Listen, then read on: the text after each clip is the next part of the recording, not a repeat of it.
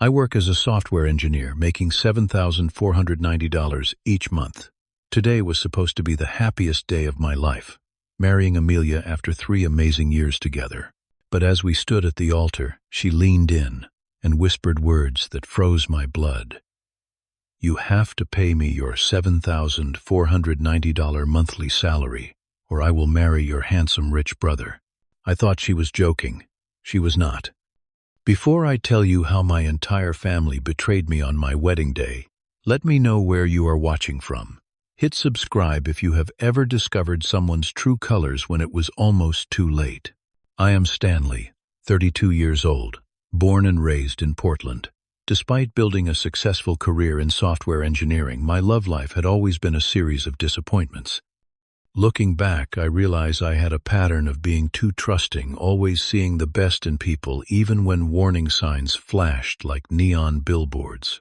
My younger brother Jackson and I were close growing up, though our paths diverged after college. While I pursued computer science, he went into real estate development and struck gold early. By 30, he was driving luxury cars and buying investment properties across the Pacific Northwest. Despite our different lifestyles, we remained close, meeting for weekly dinners and family gatherings. I met Amelia at my coworker Dylan's housewarming party 3 years ago. She stood out immediately, confident in a room full of awkward tech professionals with an infectious laugh that drew people toward her. When Dylan introduced us, mentioning I had just been promoted to lead engineer, I noticed how her eyes lit up with interest. "Congratulations on the promotion," she said, her hand lingering on my arm. "I love ambitious men who know what they want." As a pharmaceutical sales representative, Amelia was charismatic and sharp. Our conversation flowed effortlessly that night, jumping from travel stories to career aspirations. By the end of the evening, we had exchanged numbers, and I felt that rare spark of possibility. Our first date was at a trendy downtown restaurant, she suggested. When the check came, I reached for it automatically, but noticed her eyes tracking the movement, a slight smile forming as I placed my credit card down. At the time, I thought nothing of it. The relationship progressed quickly. Amelia was passionate, attentive, and seemed genuinely interested in my work and family. 8 months in, we decided to move in together, combining our lives in a downtown apartment with a view of the Willamette River. The first time Amelia met my family was during a Sunday dinner at my parents' suburban home. My mother made her famous pot roast, and my father opened a bottle of expensive Cabernet he had been saving. Jackson arrived late, making a grand entrance in his new European sports car. "Your brother certainly knows how to make an impression," Amelia whispered as we watched from the window. There was something in her tone I should have recognized, admiration tinged with calculation. Throughout dinner, I noticed how Amelia directed her most charming stories toward Jackson, laughing a little louder at his jokes, asking detailed questions about his latest property developments. When he mentioned his recent vacation to the Maldives, she touched his arm. "I have always wanted to go there, Stanley, and I have been talking about vacations, but he is always so busy with work." That night, driving home, she asked casually about Jackson's income. "He must make a fortune in real estate, right? Those properties he mentioned must be worth millions." I shrugged it off. "Yeah, he does well, but he works crazy hours and takes big risks. I prefer my stable job and regular schedule." She was quiet for a moment before responding. "But you could make more if you wanted to, right? With your skills, you could work for a bigger tech company. Double your salary easily." That conversation replayed in my mind many times after what happened. But at that moment, I thought she was just being supportive, encouraging my career growth. I did not recognize it as the first clear sign of her true priorities. As our relationship deepened, Amelia began subtly comparing my lifestyle with Jackson's. When he invited us aboard a friend's yacht, she spent the entire ride home talking about how we should prioritize more luxury experiences. When he purchased a vacation cabin in Aspen, she suggested I look into investment properties too. "Your brother is building real wealth," she would say. "We need to think about our future that way too." After 2 years together, I decided to propose. I planned a hiking trip to Multnomah Falls, where we had gone on our third date. At the scenic overlook, I knelt and presented the ring I had spent weeks selecting, a 1-carat diamond that cost 3 months of my salary. Her eyes widened, and for a moment I saw hesitation before she said yes. Later, as we celebrated with champagne, she held her hand up to the light repeatedly. "It is beautiful," she said, "though I always imagined something a bit larger for my engagement. Jennifer from work just got a 2-carat emerald cut." Despite that comment sending warning signals through my mind, I dismissed my concerns. 2 weeks later, I caught her browsing more expensive rings online. When confronted, she laughed it off as just looking, but mentioned that we could always upgrade in the future when you get that big promotion. Wedding planning soon consumed our lives. Amelia had specific visions that always seemed to involve the most expensive options. The venue she fell in love with was a historic mansion that cost nearly $20,000 for a single day. When I suggested alternatives, she became emotional. "Do you not think I am worth it? This is supposed to be the most important day of our lives," I gave in, taking on extra consulting work on weekends to help cover costs. When she selected a designer dress that cost more than my monthly salary, I expressed concern about our budget. "Your brother offered to help," she mentioned casually. "He said it would be his gift to us. You asked Jackson for money without discussing it with me first." Our first major argument erupted. Amelia tearfully accused me of not prioritizing her happiness, while I felt increasingly concerned about her financial expectations. $7,490 a month is good money, Stanley, but not the lifestyle I envisioned for us, she admitted during one heated discussion. "I thought by now you would have moved up to a better company. Looking back, I should have ended things there." Instead, I convinced myself that once we were married, her focus on money would subside. We would build our life together based on love, not material things. I was catastrophically wrong. The morning of our wedding arrived with perfect weather, clear blue skies over Portland temperatures in the 70s. I woke early, a mixture of excitement and nerves coursing through me. Today was supposed to be the beginning of forever with Amelia. Jackson arrived at my hotel suite around 10 in the morning, bringing coffee and breakfast. As my best man, he seemed determined to make the day special, though something in his expression seemed off. "Big day, bro," he said, straightening my tie. "Are you sure about all this? The wedding seems excessive." I laughed it off. "You know Amelia. She wants everything perfect." "Yeah," he said quietly. "She definitely knows what she wants." Before I could ask what he meant, my parents knocked on the door. My mother hugged me tightly while my father clapped my shoulder with pride. But as they helped with final preparations, I noticed their exchanged glances. "Stanley," my mother finally said, "we just want you to be happy. You know that, right?"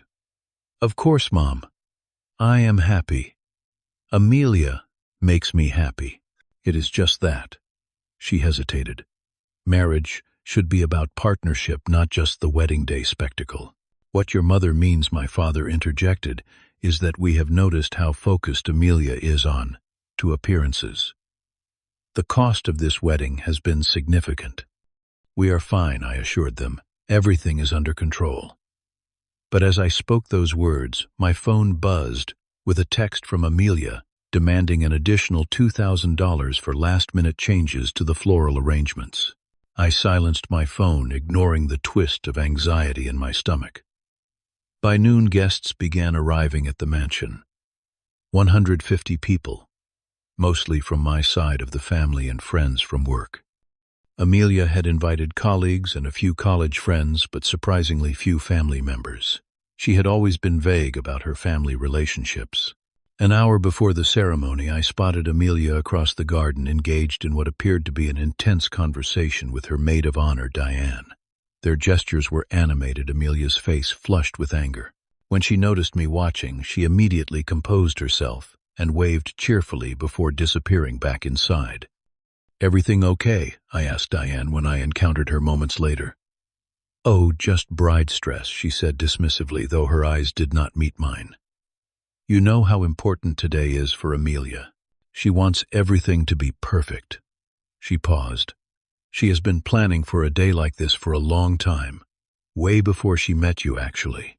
Something about her tone sent a chill through me, but I was called away by the wedding coordinator before I could question further. At 3 o'clock, I stood at the altar, Jackson beside me, as the string quartet began playing.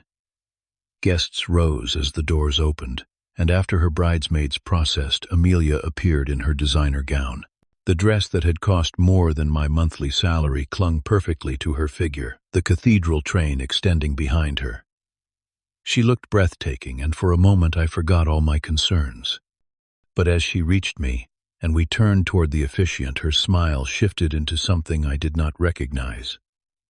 As the ceremony began, she leaned close, her lips near my ear, voice low enough that only I could hear. "You have to pay me your $7,490 monthly salary, or I will marry your handsome rich brother." I jerked back slightly, certain I had misheard. What her smile remained fixed, her eyes cold. "You heard me. I want financial control. Your full salary transferred to my account each month, or I walk out right now and choose Jackson instead." "This is insane," I whispered, aware of confused glances from the officiant and front row guests. "You cannot be serious." "Completely serious," she murmured. "Decide now. Your salary or I walk." "No," I said firmly. "Absolutely not." "What is wrong with you?" Her expression hardened, and without warning she stepped back from me, turning to face our guests, with tears suddenly streaming down her cheeks. "I am so sorry, everyone," she announced, her voice breaking perfectly. "There has been a terrible misunderstanding. Stanley has not been honest with me about our financial situation." A confused murmur rippled through the crowd. My parents exchanged alarmed glances while Jackson stepped forward, confusion evident on his face. "Amelia, what are you doing?" I hissed, but she continued as if I had not spoken. "I cannot marry someone who has deceived me," she declared. Then, in a move that left me frozen in disbelief, she turned toward Jackson. "I have always admired your honesty and success, Jackson. Perhaps I chose the wrong brother." The silence that followed was deafening. 150 people watched in stunned disbelief as Amelia stepped away from me and walked toward my brother, taking his arm with a look of calculated vulnerability. "What the hell is happening?" Jackson said, though he did not immediately pull away. I stood paralyzed, unable to process the public humiliation unfolding before me. The woman I loved had just abandoned me at the altar and propositioned my brother in front of everyone we knew. The silence broke as whispers erupted throughout the venue. My father was the first family member to react, stepping forward with his hands raised in a placating gesture. "Let's all take a moment here," he said, his voice strained with forced calm. "Clearly, there has been some kind of misunderstanding. Perhaps we should discuss this privately." I stared at him in disbelief. "That? Discuss what?" She just tried to blackmail me at the altar, and then propositioned my brother in front of everyone. My mother approached next, her face pale with shock. "Stanley, honey," she said, placing her hand on my arm. "Have you been honest about your finances? Sometimes relationships struggle when expectations aren't clear." I could not believe what I was hearing.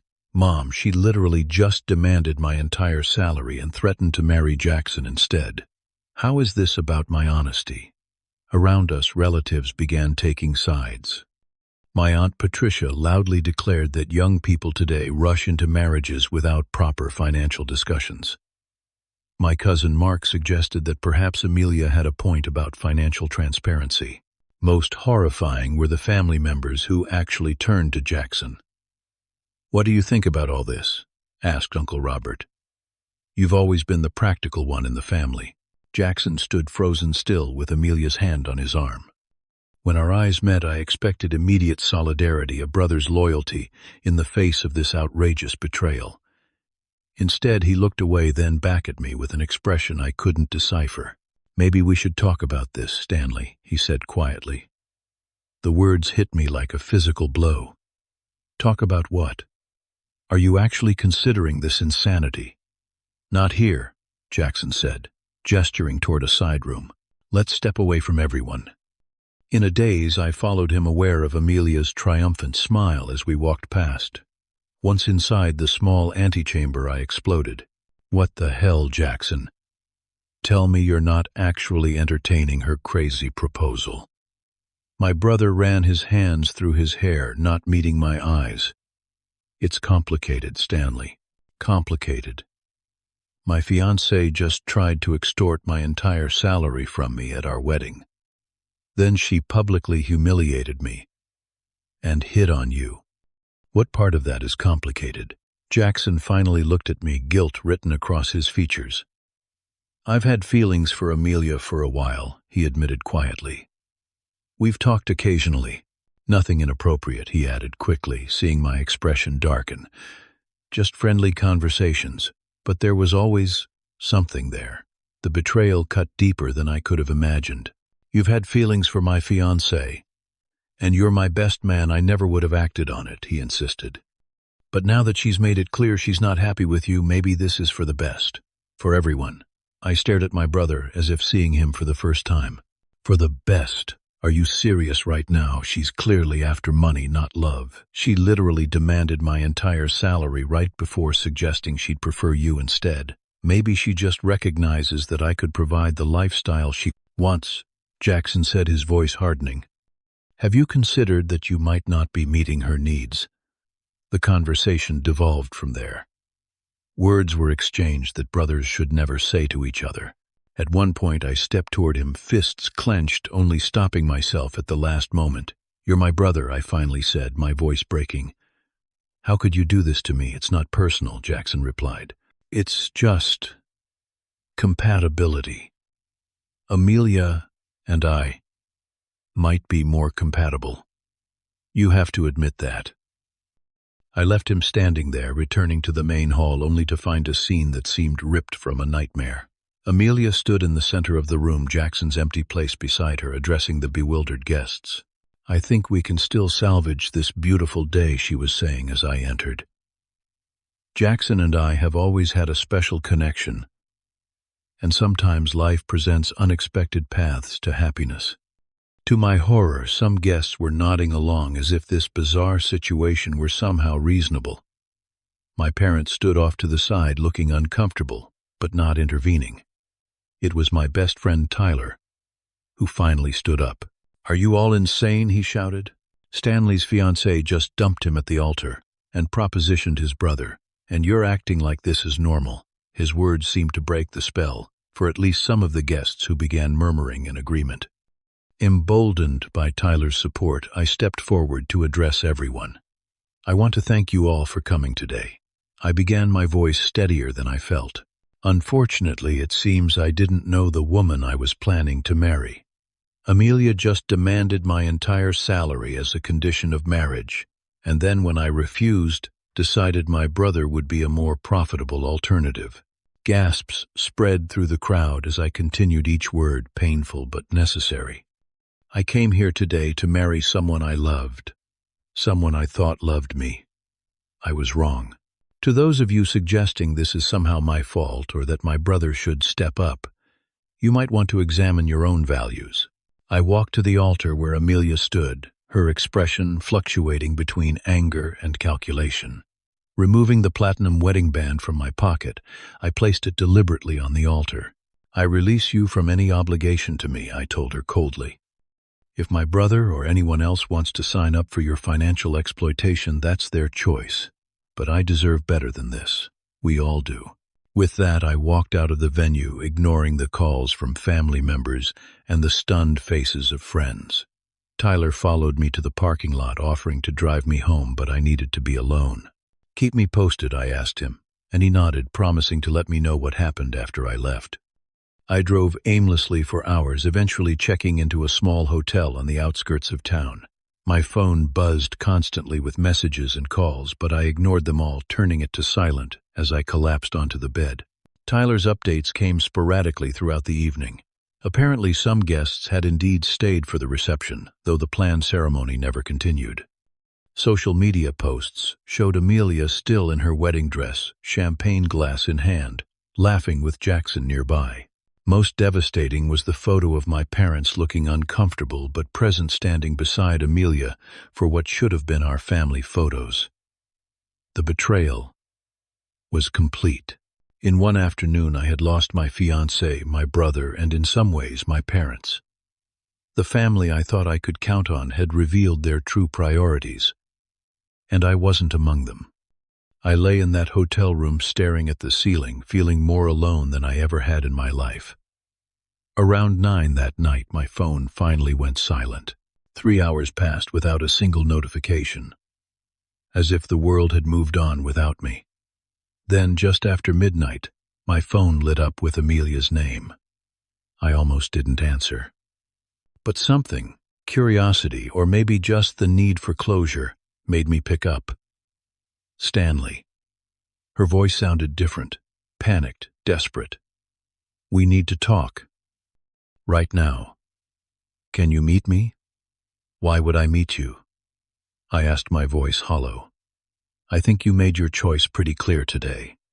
Please." Stanley. Amelia begged, her tone frantic in a way I had never heard before. Everything fell apart. I made a terrible mistake. "Can we meet at Denny's on Burnside? I need to talk to you face to face." Something about her desperation piqued my interest. Not because I wanted reconciliation, that bridge had been thoroughly burned, but because I wanted answers. Why? Today, why so publicly, and most importantly, how could she have thought this would work? Fine. I agreed coldly. 30 minutes. Before leaving the hotel, I made a decision. Opening my phone, I activated the voice recorder app and slipped it into my jacket pocket. Whatever conversation was about to happen, I wanted evidence. The 24-hour diner was nearly empty when I arrived. Amelia sat in a corner booth, and I was shocked by her appearance.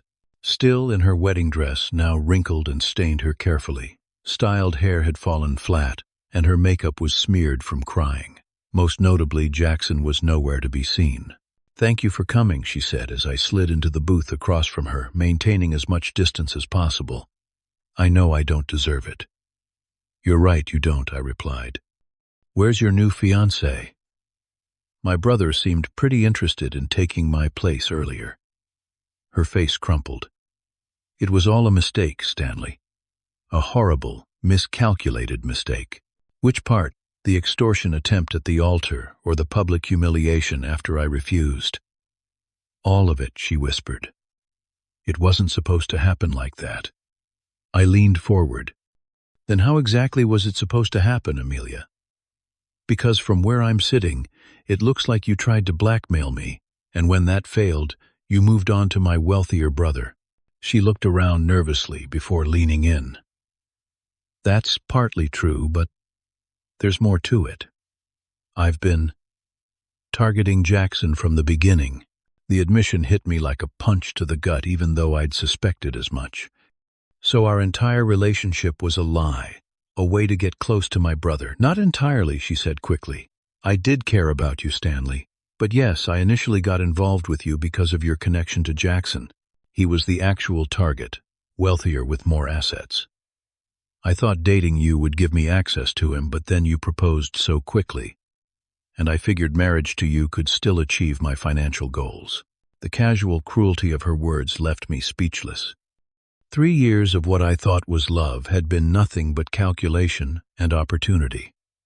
But then she continued, seemingly oblivious to the pain she was causing. "I realized Jackson was the better option all along. The wedding seemed like the perfect opportunity to make the switch. I thought if I put you on the spot publicly, you'd either give in to my demands, or I could seamlessly transition to Jackson. It was win-win." Except it wasn't, I observed, noticing her disheveled state.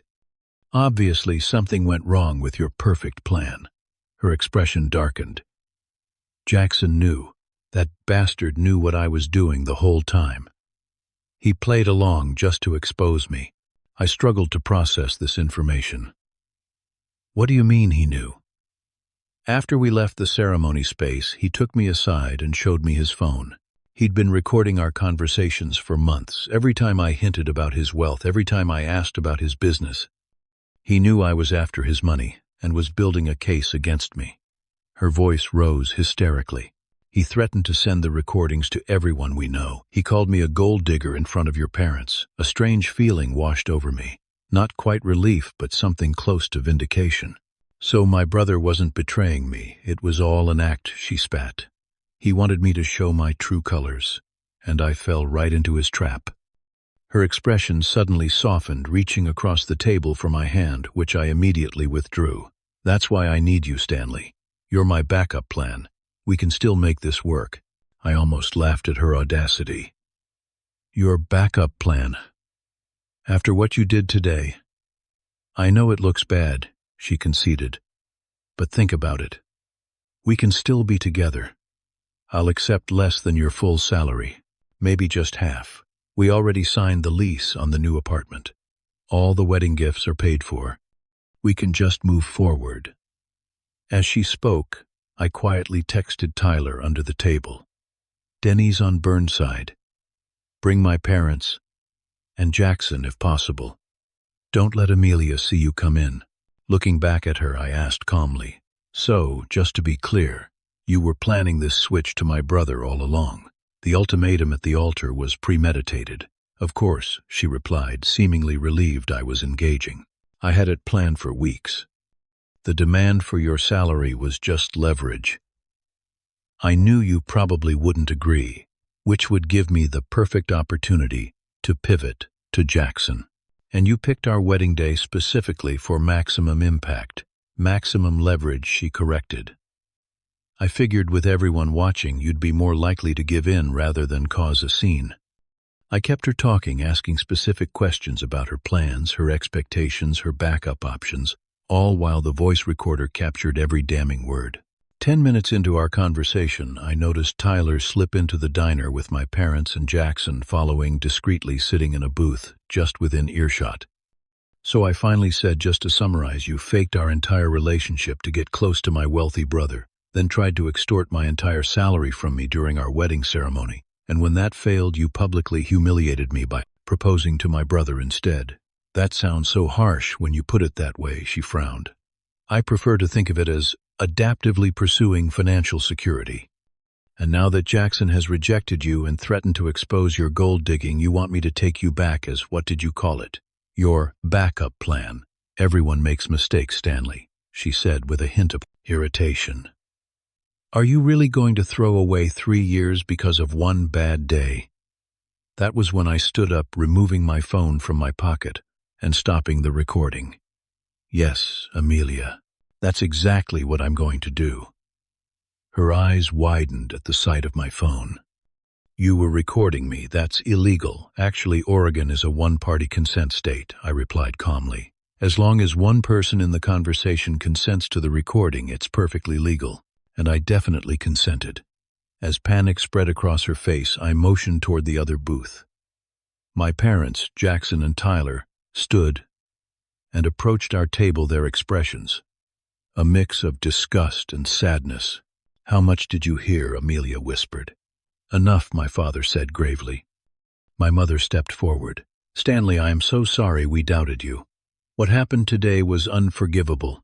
Jackson approached next, genuine remorse in his eyes. I should have told you what was going on, he admitted, but I needed evidence of what she was doing. I suspected her intentions months ago when she started asking detailed questions about my finances whenever you weren't around. So you recorded her? I asked. He nodded. At first just to protect myself, but then I realized she was planning something bigger. I just never imagined she'd go this far. He placed his hand on my shoulder. I was never going to betray you, bro. I was trying to protect you. Amelia stood up, her wedding dress rustling. This is ridiculous. You're all ganging up on me. No, Amelia, I said quietly. This is accountability. You tried to manipulate all of us, and it failed spectacularly. She looked frantically between us. What are you going to do? Show that recording to everyone? Ruin my reputation? I considered her question carefully before answering. I'm not going to do anything with this recording unless you force my hand. Consider it insurance. You'll leave my family alone, return any gifts you've received, and move on with your life. In return, this recording stays private. And if I don't agree, Jackson stepped forward. Then both our recordings go public. To everyone, your work, your friends, your family. Everyone will know exactly who you are and what you tried to do. Defeat washed over her face as she realized she had no leverage left. Without another word, she grabbed her purse and shuffled toward the exit, the train of her once pristine wedding dress dragging along the linoleum floor. As the door closed behind her, I felt the weight of the day crash down on me. My parents enveloped me in a tearful embrace, apologies flowing freely. "We should have trusted you immediately," my father said. "I don't know what we were thinking." "Family stands together," my mother added. "We failed you today, but never again." Jackson stood awkwardly to the side until I extended my hand to him. "Thank you for trying to protect me, even if your methods were questionable." He pulled me into a hug instead. "I'm sorry I couldn't warn you. I just needed to be sure, and then everything happened so fast today." As we all sat down in the booth, ordering coffee and pie in a surreal post-wedding gathering, I felt something unexpected relief. The relationship I had invested 3 years in was over, but it had been built on lies from the start. The truth, however painful, was setting me free. The weeks following what my friends came to call the wedding catastrophe were some of the most challenging of my life. I canceled the honeymoon to Bali, dealt with returning wedding gifts, and moved out of the apartment Amelia and I had shared. The emotional whiplash left me reeling. One day angry, the next, deeply sad occasionally. Even feeling a twisted gratitude that I discovered Amelia's true nature before legally binding myself to her. Tyler offered his spare room while I looked for a new place, an arrangement that proved therapeutic. Having someone to talk with during those first raw weeks prevented me from spiraling into isolation. He never minimized my pain, but refused to let me wallow too long. "Take the time you need to feel it all," he advised one particularly dark evening. "But remember, this was her failure, not yours." Finding a new apartment became my first project in rebuilding. I selected a modern loft in a different neighborhood, one Amelia and I had never explored together. The process of furnishing it exactly to my taste, something I had often compromised on in our shared space, became unexpectedly healing. Each decision, from the industrial coffee table to the blues record collection displayed on floating shelves, represented reclaiming my identity. After a month of declining their invitations, I finally agreed to Sunday dinner at my parents' house. The conversation was initially strained, the ghost of wedding day betrayals still lingering in the air. "We failed you," my father said bluntly over dessert. "As parents, our first instinct should have been to support you, not question your character." My mother reached for my hand. "We were caught off guard and handled it terribly. But please know, we've done a lot of soul-searching about why we reacted that way." Their genuine remorse eased something tight in my chest. We talked long into the evening, discussing family dynamics I had never noticed. How they had always treated Jackson as the successful son, despite my own achievements. How their focus on financial success had perhaps influenced my brother's priorities and even my own relationship choices. Rebuilding trust with Jackson took longer. When he finally suggested meeting for a beer 6 weeks after the wedding, I agreed with lingering reservations. "I should have told you what I suspected about Amelia," he admitted immediately. "But every time I tried to hint at it, you seemed so happy. I was afraid you wouldn't believe me without proof. So you decided to wait until my wedding day for the big reveal." I couldn't keep the bitterness from my voice. "I never planned for it to happen that way," he insisted. "I was going to show you the recordings the night before the wedding. But then you were so excited talking about your future together." I choked. I told myself maybe I was wrong about her. The conversation was difficult, but necessary. Jackson's apology seemed genuine, but trust once broken rebuilds slowly. We agreed to weekly dinners, a commitment to rebuilding our brotherhood one conversation at a time. Professional help became another cornerstone of my recovery. My therapist, Dr. Lawson, specialized in betrayal trauma and helped me understand how Amelia's deception had shaken my fundamental ability to trust. The brain processes romantic betrayal similarly to physical danger, she explained. The hypervigilance you're experiencing is your mind trying to protect you from future harm. Those sessions gave me permission to grieve what I had thought was real while developing healthier boundaries for future relationships. Dr. Lawson challenged me to examine my own patterns. Why had I ignored so many red flags? What needs had I been trying to fulfill? The work was uncomfortable but necessary. In an unexpected twist, my professional life flourished during this personal turmoil. I channeled my energy into a challenging project at work, developing a security algorithm that caught the attention of senior leadership. 6 months after the wedding that wasn't, I was offered a promotion to senior software architect with a substantial raise. The irony wasn't lost on me. My salary now exceeded the amount Amelia had tried to extort. During one therapy session, I admitted that part of me wanted to contact her just to let her know what she had missed out on. That's natural, Dr. Lawson assured me. But what would it really accomplish? She was right, of course. True healing wasn't about proving Amelia wrong. It was about building a life that no longer included her at all. That life began to take new shape as I expanded my social circles, joining a rock climbing gym and a weekend hiking group. I developed new friendships with people who knew me only as I was, now not as half of a failed relationship. I also reconnected with old hobbies Amelia had subtly discouraged, playing guitar, weekend photography hikes, coding personal projects just for fun. Each reclaimed interest felt like recovering a piece of myself I had compromised away. Inspired by my experience, I started developing a side project, a financial transparency app for couples. The application allowed partners to set boundaries and expectations around money, while facilitating honest conversations about financial compatibility.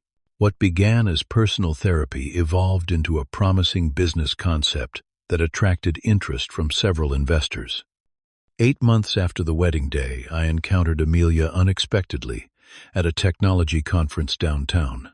I was presenting my new app to potential investors when I spotted her across the exhibition hall, now working for a pharmaceutical software company.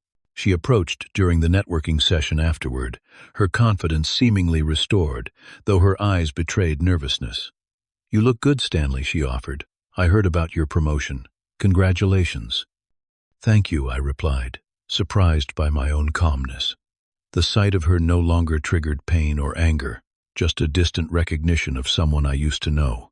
"I've been thinking about reaching out," she continued, "to apologize properly. What happened? I was in a bad place, focused on the wrong things." I studied her, noticing how she glanced at the investors I'd been speaking with.